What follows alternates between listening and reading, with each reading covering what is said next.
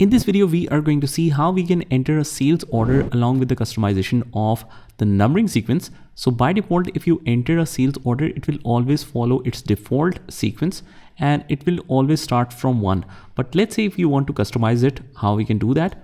And if you want to enter a sales order, it will not be done from the accounting module since the sales order doesn't affect the financials. It's just the customer has ordered some items to us and we haven't delivered any items yet.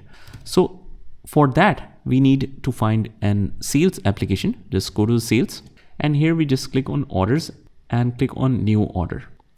Once we enter any kind of order, let's say if we directly add one, first of all, let's add one, then I'll show you how we can customize the numbering.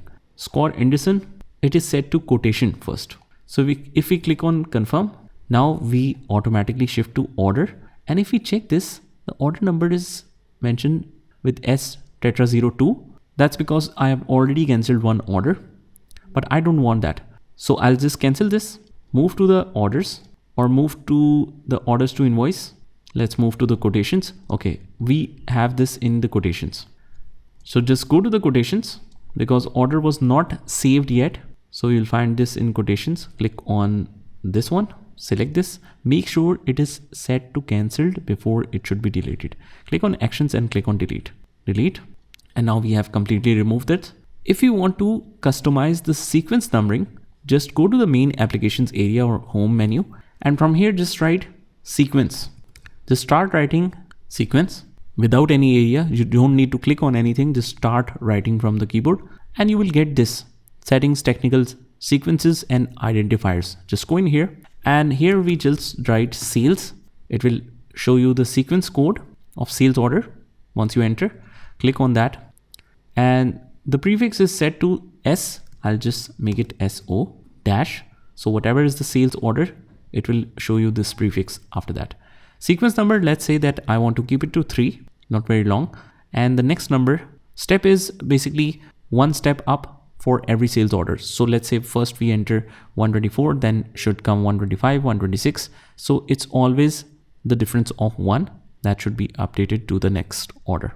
Next number is 24. Let's confirm from here. Yes, it is.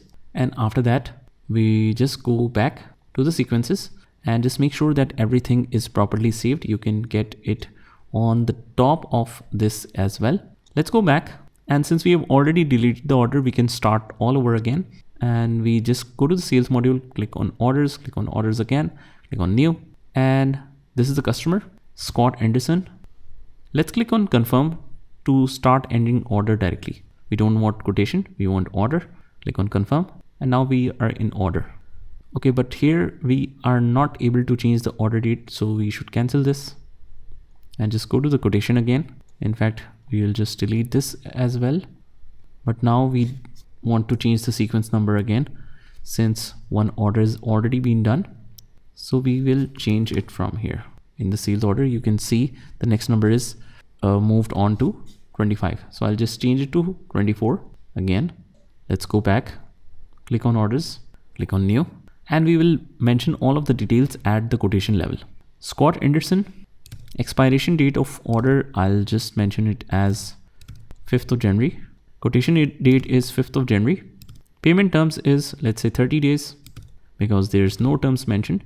And this customer is ordering for shirts. Quantity they require is 3000.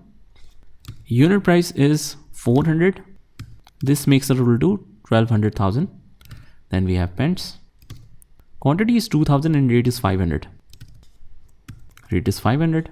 This makes the total to 1 million. So overall the total is 2200,000. All good. Click on confirm. And now we have the sales order saved. It automatically picks up the current date, so we cannot do anything about it. Payment terms is 30 days. Other info all set. Order number is 24. And this is how we can enter the sales order.